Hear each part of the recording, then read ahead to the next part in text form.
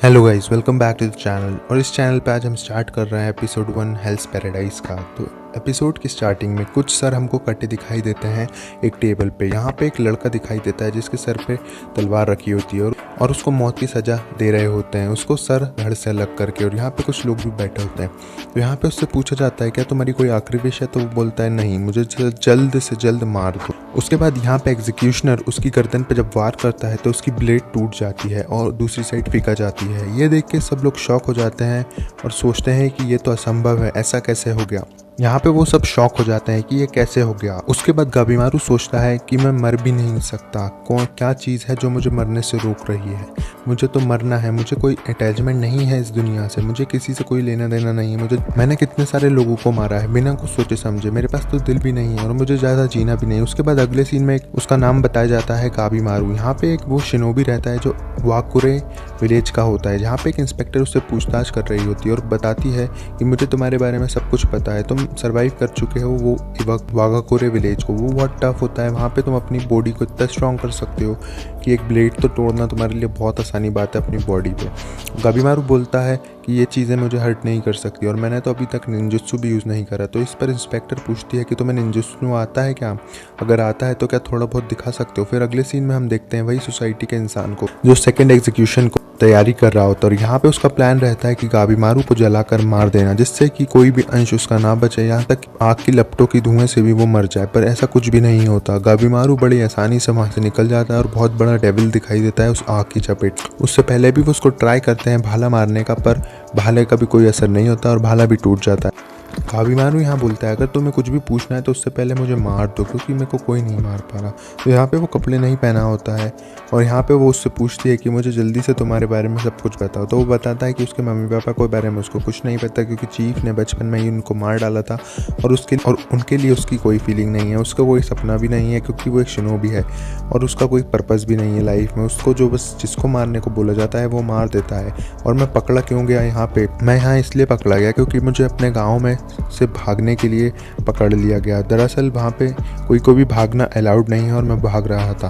तो यहाँ पे इंस्पेक्टर उससे पूछती है पहली फुर्सत में तो ये बताओ तुम गांव से भाग ही क्यों रहे थे? उसके बाद हम देखते हैं गाबीमारू का थर्ड एग्जीक्यूशन किया जा रहा होता है सोसाइटी के लोगों के द्वारा। यहाँ पे वो उसके पैर भैंसों से बांध देते हैं, अलग अलग पैर अलग अलग भैंसों से, और भैंसों के पीठ पे आग लगा देते हैं। और यहाँ पे वो भैंस अपोजिट डायरेक्शन में भागती है। इससे दो टुकड़ों में गाबीमारू मर जाएगा, पर ऐसा कुछ नहीं होता। गाबीमारू अपने पैर की ताकत लगाता है और उन भैंसों को रोक के निपटा देता है। यहाँ पे वो इंस्पेक्टर पूछती है अगर तुम्हें मरना ही है तो तुम रेजिस्ट क्यों कर रहे हो? अगर तुम्हें जीने का कोई शौक नहीं है तो तुम इन्हें यहाँ पे इनको रेजिस्ट क्यों करा? तुम यहीं मर सकते थे। यहाँ पे वो मोटा बोलता है मुझे कोई फ़र्क नहीं पड़ता इससे, और बुल्स लाओ और मारो इसको और बांधो, जब तक नहीं मरेगा तब तक मारो। तो यहाँ पे गाबीमारू बोलता है मैं बहुत ही तगड़ा था मेरे गांव में, और यहाँ पे वो एक चीफ मेरे को बहुत प्यार करता था और उसने मेरी बेटी से उसकी शादी करवा दी थी। इसके बाद वो बेटी मेरे सर पे चढ़ गई और हर चीज़ में मुझे रोक टोक करती थी।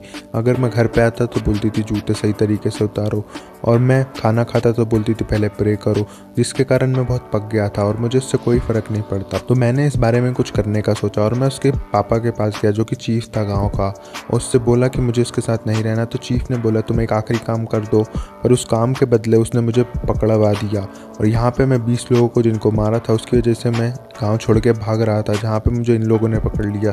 दरअसल मेरी कोई लड़ने की इच्छा नहीं थी, इसलिए मैं चुपचाप अंदर आ गया। तो वो बोलता है कि ये कोई तगड़ा रीज़न तो नहीं है मुझे पकड़ने का। तो यहाँ पे एक सीन में रात में जब वो इंस्पेक्टर एक टकले के साथ जा रही होती है तो वो टकला उससे बोलता है तुम्हें उसका नाम पता है ना, क्या है? तो वो बोलती है गाबीमारू, और वो एक फॉर्मर शिनोबी है वाकुरे विलेज का। तो वो बताता है नहीं, उसका नाम है गाबीमारू द होलो और वो किसी को भी मार सकता है। वो बहुत तगड़ा इंसान है, उसको ना रोना आता है ना धोना, वो सिर्फ काटना मारना जानता है। उससे दूर ही रहो तो ज़्यादा बेहतर है तुम्हारे लिए। और उन 20 लोगों को तो बस उसने इसलिए मार दिया क्योंकि वो उसको अरेस्ट करने गए थे। यहाँ उनके गांव के पास एक इमोर्टिलिटी है जो उनने शिनसिनकोया गांव की जगह से हासिल की है, और वहाँ के लोग बहुत ज़्यादा ताकतवर भी हैं। पर इसके बाद गाबीमारू बोलता है अगर मुझे मरना ही है रेजिस्ट क्यों कर रहा हूँ, कल वाले एग्जीक्यूशन में मैं सब खत्म करके मर जाऊँगा। तो यहाँ पे देखते हैं कल वाला एग्जीक्यूशन उसके हिसाब से जो कि रहता है तेल में, तो वो तेल में उसको पटक देते हैं उबलते हुए जलते हुए, जैसे हम पेट्रोल बोलते हैं आज के टाइम पे, पर उससे भी उसको कोई असर नहीं होता, जबकि आसपास खड़े लोग तो बहुत ज़्यादा गर्मी महसूस और वो जलने लगते हैं उस तेल से, पर उसको कुछ नहीं हो रहा। तो यहाँ पे वो सोसाइटी का इंसान बोलता है तू साले मर क्यों नहीं रहा, तेरे को तो जीना भी नहीं है, फिर भी नहीं मर रहा। इसके बाद इंस्पेक्टर बोलती है मैंने सारी तैयारियां कर ली हैं, अब मैं ही इसका एग्जीक्यूशन करूँगी। दरअसल हम अगले सीन में देखते हैं कि एक गुफा के अंदर गावी मारू और वो सोसाइटी के लोग जा रहे होते हैं और बोल रहा होता है सोसाइटी का इंसान कि अब तो तेरी मौत निश्चिंत है पगले, ये कोई आम इंस्पेक्टर नहीं है। दरअसल ये जो एग्जीक्यूशन भी करती है इसका पूरा परिवार एग्जीक्यूशनर से भरा पड़ा है, इसका नाम है सागरी और ये यमादा क्लैन से है। आज ये तेरी मौत एक झटके में कर देगी और ये स्वाट टेस्टर कह सकते हो तुम इसको। तो यहाँ पे वो सोचता है कि क्या एक झटके में किसी को भी मार सकती है और तुम एक वुमेन हो। इंस्पेक्टर बोलती है हाँ भाई मैं एक वुमेन हूँ। तो यहाँ पे रनवी शोनोबी काबिमारू फ्रॉम इशुई शोनेगेट ने मुझे चार्ज किया है तुम्हें मारने के लिए। तो यहाँ पे काबिमारू मन में सोचता है, दूसरे ही पल उसको ध्यान आता है कि ये तो असली बात कर रही है, ये तो मुझे सच में मार सकती है। इसके बाद गाबीमारू बहुत डर जाता है और यहाँ तक कि गाबीमारू अपनी हथकड़ी तोड़ देता है डर के मारे और इसको देख के मोटा शॉक हो जाता है। मोटा बोलता है ये कैसे संभव है। तो यहाँ पे दूसरे ही पल वो चिल्लाता है सागरी इसको जल्दी मार दो। सागरी उसके पीछे आती है और उसको मारने ही वाली रहती है, इतने में गाबीमारू उसको डॉच करके भाग जाता है। तो इंस्पेक्टर बोलती है कि तुम भाग क्यों रहे हो जब तुम्हें मरना ही है। तो वो बोलती है मैं मर सकता था पागल, और उसकी गर्दन से खून निकलता है। गाबीमारू उसके बाद एक और बार बचता है उसकी तलवार की ब्लेड से और वो बोलता है मुझे इस तरीके से नहीं मरना। तो यहाँ पे सागरी बोलती है मेरी जॉब में मुझे सब पता पड़ जाता है कि इंसान को मरना है कि नहीं, ये ब्लेड सब बता देती है और मुझे अभी ये पता लग रहा है कि तुम्हें नहीं मरना, पर तुम जीने का कोई कारण भी नहीं है। तुम खुद बोल रहे हो तुम्हें मरना है, फिर मर भी नहीं रहे हो, बच क्यों रहे हो। गाबीमारू दाहोलो फिर उसको बताती है कि तुमने मुझे बस एक ही चीज़ नहीं बताई, तुमने झूठ बोला कि तुम अपनी बीवी से प्यार नहीं करते हो, तुम्हें उससे बहुत अटैचमेंट है, मुझे सब पता है। तो यहाँ पे गाबीमारू सोचता है हाँ जो भी वो इंस्पेक्टर बोलती है वो सही रहता है, क्योंकि गाबीमारू मन में सोचता है तो सही बोल रही है। जब भी वो कुछ बोलती थी मेरी बीवी मुझे बहुत अच्छा लगता था और ऐसा लगता था कि काश हम दोनों क्यों नहीं नॉर्मल लाइफ जी सकते, मैं ये मर्डर वर्डर सब छोड़ दूँ और एक नॉर्मल लाइफ जीऊँ। इसके लिए मैं उसके पापा के पास भी गया था, पर उसके पापा ने मुझे यहाँ पर कैसे न तैसे करके फंसवा दिया, ये बहुत बुरा करा उसके बाप ने। उसके बाद अगले ही सेकंड में गाबीमारू एक बंदे की तलवार छीन के साइगरी से लड़ने जाता है और बोलता है कि मुझे उसके लिए कोई फीलिंग नहीं है, मैं एक होलो हूँ, मुझे किसी से कोई मतलब नहीं, मैं सबको मार डालूंगा। पर उसके बाद तुमको कुछ भी नहीं पता मेरे जीवन के बारे में, तुमने नहीं पता मैं कैसे सरवाइव करके यहाँ तक बचा हूँ, मैं कोई होलो हूँ, एक बहुत बड़ा खाली अंदर से खोखला, कुछ मतलब नहीं दुनिया से। पर उसकी बीवी के बारे में वो सब सोचता है तो वो बोलती है कि तुम होलो नहीं हो, तुमने जो भी काम बुरे करे हैं वो सब तुम अच्छे कर सकते। इसके बाद वो उसको हग करती है प्यार से और बोलती है तुम बड़े प्यारे हो, तुमने मुझे भी एक्सेप्ट करा जब मेरे बाप ने मेरी आँख पे गंदा सा निशान दे दिया सिर्फ इसलिए ताकि मैं नॉर्मल औरत की तरह नहीं जी सकूं और एक सोल्जर की बीवी बन के रहूं और तुम्हारी तरह, और तुम इतने अच्छे हो कि तुमने मुझे अपनाया, तो तुम होलो नहीं हो सकते, तुम्हारे पास भी दिल है। तो यहाँ पे वो उसको प्यार से किस कर देती है। उसके बाद वो देखती है अगले सीन में कि वो ब्लश कर रहा होता है, तो वो बोलती है देखा तुम होलो नहीं हो, और बोलता है इंस्पेक्टर से कि मैं एक हार्टलेस मॉन्स्टर हूँ, मैं कभी इंसान नहीं बन पाऊँगा। इसके बाद अगले सीन में वो सोचता है कि मैंने तो सोचा था मेरी वाइफ के साथ अच्छे से जीऊँगा और मारना काटना बिल्कुल छोड़ दूँगा, पर ऐसा कुछ नहीं हो पाया। ऐसा इसलिए नहीं हो पाया क्योंकि दुनिया मुझे कभी भी जीने नहीं देगी अगर मैं आज साधारण इंसान बन गया और साधारण सी ज़िंदगी जीने लगा अपनी पत्नी के साथ। और यहाँ तक कि वो चीफ वो भी बहुत बेकार है, उसने मुझे इन सब में फंसा दिया। मैं कभी भी नॉर्मल ज़िंदगी जीना चाहता हूँ पर ऐसा कभी नहीं हो सकता, ये नामुमकिन है। तो यहाँ पे वो बताती है इंस्पेक्टर ऐसा मेरे पास एक लेटर है जिसके बाद तुम्हारे पे जितने भी चार्ज लगे हैं सारे हट जाएंगे और ये शिनोबी इस गांव के किसी गांव के तुमको कुछ भी नहीं कर सकते, कभी पकड़ भी नहीं सकते, पर उसके लिए एक शर्त है, तुम्हें अंडरवर्ल्ड में जाना होगा।